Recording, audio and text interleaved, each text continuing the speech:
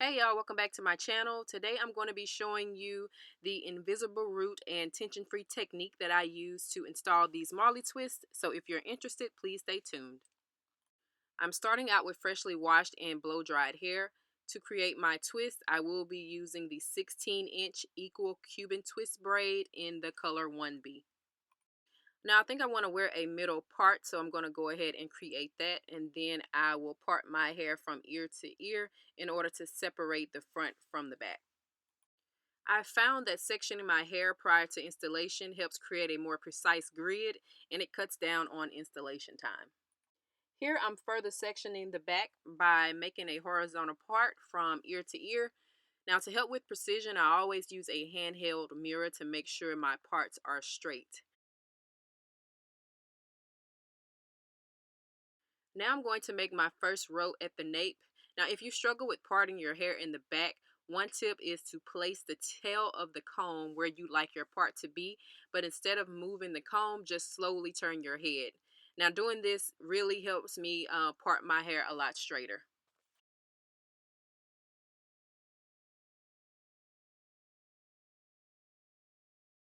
On my roots, I will be applying this olive oil edge control, and as a moisturizer, I'm using olive oil smooth and hold pudding. Now you may use the products of your choice. All right, let's finally hop into the install. I'm starting out by parting a medium-sized box-shaped section. I apply my edge control at the roots, then plait about a ½ inch down.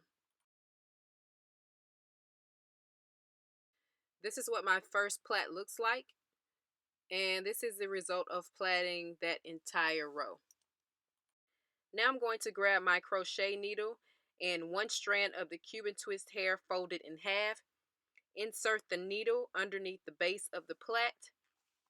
Hook the Cuban twist hair, pull it through, grab one leg of the twist hair, and pull it through. Now I'm going to make sure each side is the same length. Apply my moisturizer and then begin twisting at the root. Now I am twisting left over right, but I am also twisting each strand to the right prior to crossing them over. So you want to twist, then cross, twist, then cross, twist, then cross. Doing this gives your hair the rope-like appearance and it creates a more refined twist. And you want to continue that technique for the full length of the strand.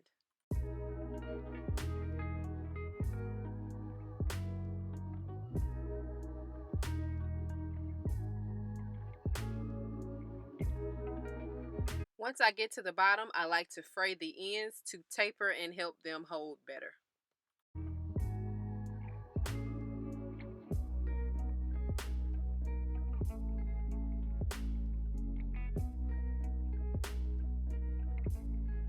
I am all finished with twist number 1, and this is what it looks like. And here's a close-up of the root. There are no knots and it looks very natural. And I followed those same steps to complete the first row. Here's the pre-parted row number 2. I'm using staggered parting throughout. In other words, I'm offsetting my parts so that the twists fall to where they hide the parts of the row directly below. Now this will give my hair a fuller look without having to install so many twists. As you can tell, my hair in the sections of this row is a lot thicker, so I'm going to have to slightly alter my technique. I'm going to pull the hair through just as I did before. Make sure the two sides are the same length. Then apply my moisturizer. I'm going to start out by adding my hair to one side of the Cuban twist hair, then twist 3 or 4 times just beyond the point where I stop plaiting. Then I take my piece of hair and I split it so that it's evenly distributed between the 2 strands of Marley twist hair. And then I continue twisting as I once was before. And also remember, you want to twist, then cross over, twist, then cross over. Splitting your hair is a very important step when dealing with thicker pieces because if you do not split the hair, one side of your twist will appear much bulkier than the other and you will not have uniformity.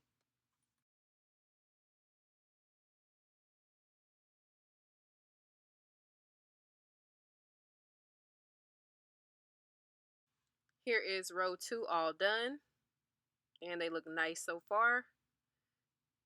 And I'm going to show you guys how long they are. They are pretty long, falling right below my armpits. They're not too short, not too long, so I really like that about them.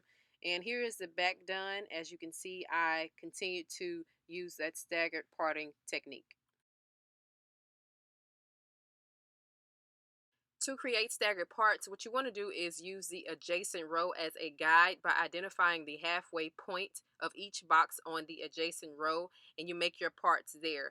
Now you basically want to act as if you're cutting the boxes of the adjacent row in half, just as I'm doing here.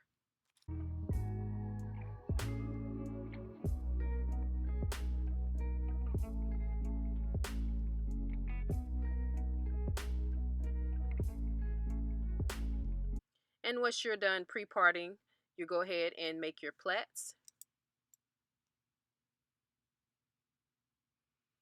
And once you're done, you have a nicely staggered row.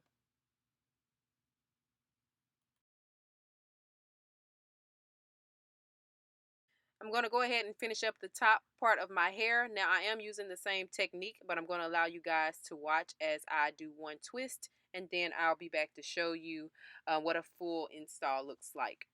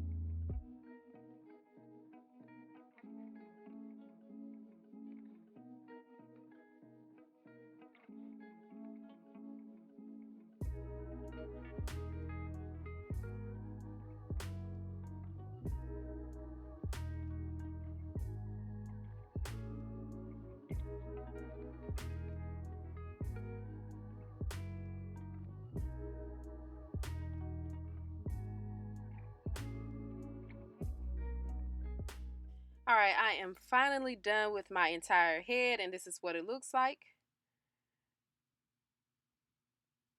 It looks really nice and full. Parting is very neat, so I'm happy with it overall. But I do want to add a few curls, so I'm going to go ahead and use some rods to curl the ends, and I'm using these pink rods. And I'll let you guys watch that process, and I'll be back to show you the final look.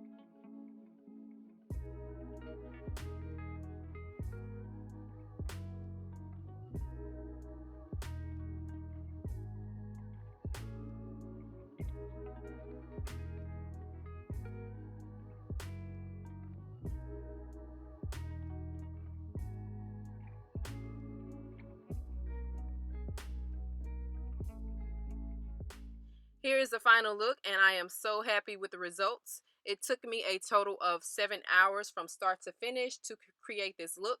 Now, my technique does increase the install time, but to me, it's well worth it because not only does it allow a seamless look, but most importantly, it is tension free and I do not have to worry about damaging my hair.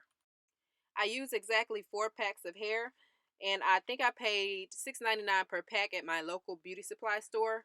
Now, you can create this style using Marley twist hair, but I prefer Cuban twist because the texture more closely matches mine and it's not as shiny as the Marley hair in my opinion. And that about wraps up my video. I will leave product details down below in the description box. And if you guys have any questions or comments, please don't hesitate to leave them down below as well. I really appreciate you guys for watching and taking the time to learn about my technique. And hopefully it works as well for you as it does for me. I appreciate you guys so much once again. And I'll see y'all later. Bye.